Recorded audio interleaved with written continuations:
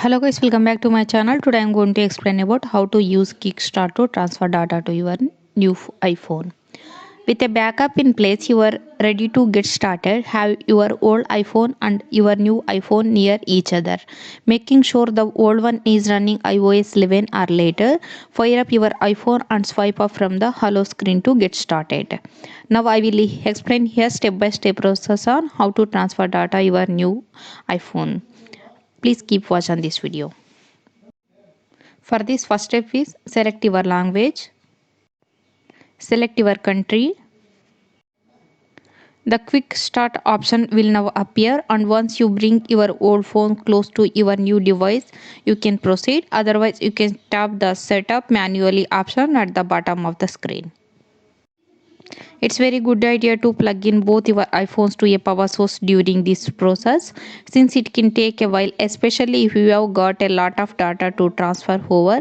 You certainly don't want either phone running out of the power mid-transfer.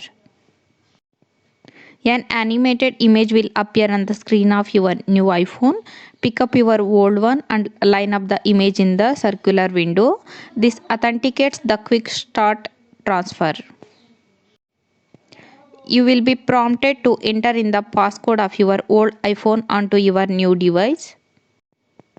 Tap continue when prompted. You will be asked on a subsequent screen to agree Apple's terms and conditions before proceeding. The quick start feature will alert you what it's bringing over and even give you an estimated time for how long it will take. You can also opt to customize your settings, but the sort of defeats the purpose of quick start feature. If you are like me and running the iOS 15 beta on your older iPhone, you will need to either download the beta onto your new device or tap the box that exists the beta program. Yes, you can now even to do this now at iOS 15 is out. As the beta program continues, if you stick with the beta, your transfer will pause while your new iPhone download the latest beta and restarts.